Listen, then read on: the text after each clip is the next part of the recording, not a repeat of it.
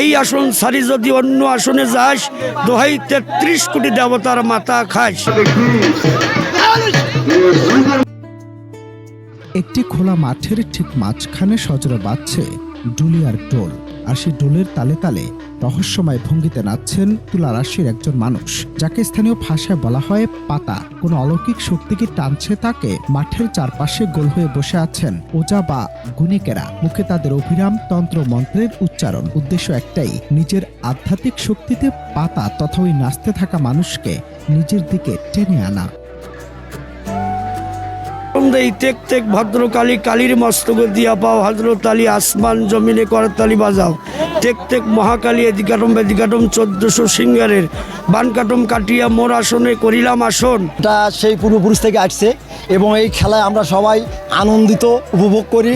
এবং এই খেলা যে জাদুটানা বান কুগান কুপুরি খেলাম জানে সেই অংশগ্রহণ করবে, যে জানে না সে কখনো আসবে না। এবং আমরা এই ঢোলতে সিঙ্গার দেই, এবং যদি তুলা রাশি, কন্যা রাশি, সিংহ রাশি, মেষ রাশি, এই ৪টে রাশির যে কোনো রাজ থাকলে তারা এই ঢোলের বাজনাতে ছুটে চলে আসবে খেলার মঞ্চে। না, এটি কোনো সিনেমার দৃশ্য নয়, বরং গ্রাম বাংলার শত বছরের পুরনো লোক ঐতিহ্য তান্ত্রিক পাতা খেলা। নিয়মটা বেশ চমকপ্রদ।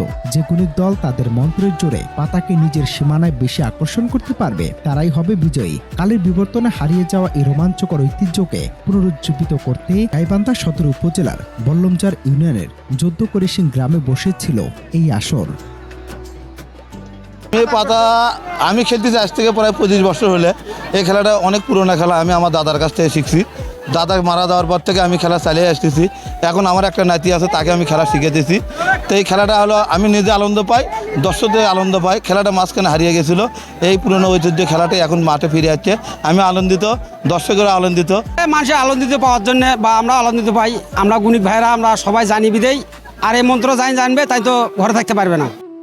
এই অতি প্রাকৃতিক ও বিনোদনমূলক খেলাকে কেন্দ্র করে পুরো এলাকায় যেন রূপ নিয়েছিল এক মহা মিলন মেলায়। শিশু, কিশোর, তরুণ থেকে শুরু করে নারী ও প্রবীণ সব বয়সী মানুষের উপচে পড়া ভিড় ছিল চোখে পড়ার মতো। গুণিকদের দাবি, এটি কেবল সাধারণ কোনো বিনোদন নয়, এর পেছনে জড়িয়ে আছে আদিম লোকবিশ্বাস, আধ্যাত্মিক চর্চা, গ্রামীণ সংস্কৃতির এক গভীর সংযোগ। তন্ত্রমন্ত্রের অদৃশ্য শক্তি এই খেলার মূল আকর্ষণ, যা আজও গ্রামীণ মানুষকে গভীরভাবে আচ্ছন্ন করে রাখে।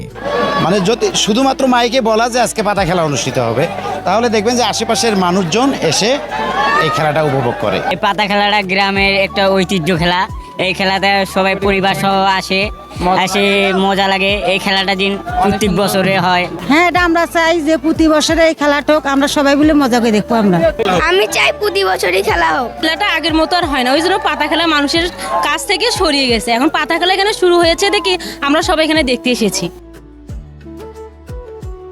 আজকের নতুন প্রজন্ম যখন স্মার্টফোন আর প্রযুক্তি নির্ভর ভার্চুয়াল বিনোদনে বুঁদ হয়ে আছে, তখন মাটির গন্ধমাখা এই ঐতিহ্যগুলো আজ বিলুপ্তির পথে। আয়োজকদের মতে, ফেসবুক, ইউটিউবের যুগে এসেও মাঠের এই আসল উন্মাদনা টিকে রাখতেই তাদের এই বার্ষিক প্রয়াস। তবে অমূল্য গ্রামীণ লোকজ সংস্কৃতিকে বাঁচিয়ে রাখতে প্রয়োজন সরকারি পৃষ্ঠপোষকতা ও বড় উদ্যোগ। অনন্ত হাসান মাসুদ, বাংলা টিভি।